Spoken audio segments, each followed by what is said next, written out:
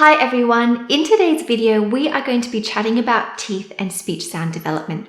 Now the topic of dentition or our teeth and speech sound production is a really big one, so we are not going to go into it in its entirety. Instead, what we are going to be chatting about is what you should expect if your little one has had an accident or a fall and lost some of their teeth ahead of schedule, or like me, your little person has lost their top and bottom teeth at exactly the same time. So the first important point is that we have many oral structures that are important and have a role in how we produce our speech sounds. Yes, we all do tend to think about our teeth, but our vocal tract, our tongue, our cheeks, our palate, they all have a role to play. And so as a general rule, if a person has either damaged or lost any of these structures, it is reasonable to expect that their speech sound development and production will be impacted too. But if we keep thinking about teeth, the topic of this video, we know that we have a subset of sounds that are particularly dependent upon the presence of teeth. So these are our fricative sounds, so s, z, th, v, f, v, sh, and also our affricate sounds, so ch and j. Now I think I've got them all, but the general idea, as you could hopefully see, was that my top and bottom teeth were coming together with my tongue to produce these sounds.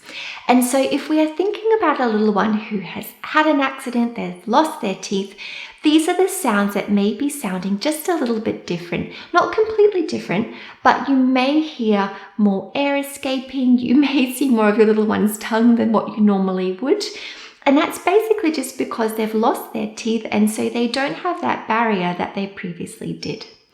As a general rule, if a little person has been able to produce these sounds accurately, when their adult teeth return, their speech sound will return to what it previously was, so their errors will go away.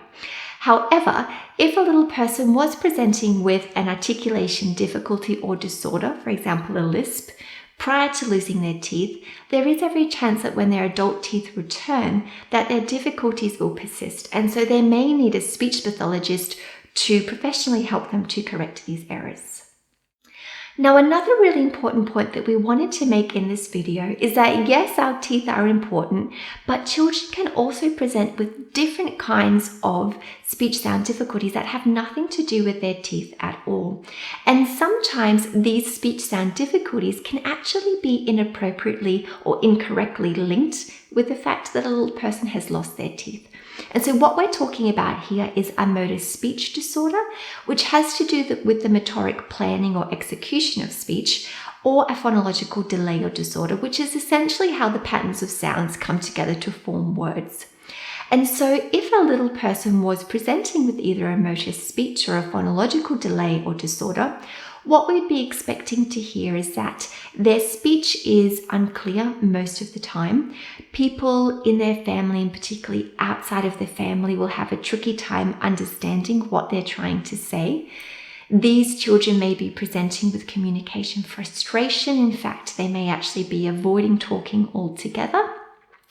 They may have a difficult time consistently including sounds in words, so they may be chopping them off altogether. They may be leaving out syllables, and as a general rule, multisyllabic production will be hard generally. And then also another really important point to make here is that it's not just the fricatives or the affricate sounds that may be sounding a little different. In a motor speech or a phonological delay or disorder, what you could be seeing is that the vast majority of speech sounds are in error, and not just the ones that are dependent upon our teeth. So for example, p, b, and that we actually don't use our teeth for at all.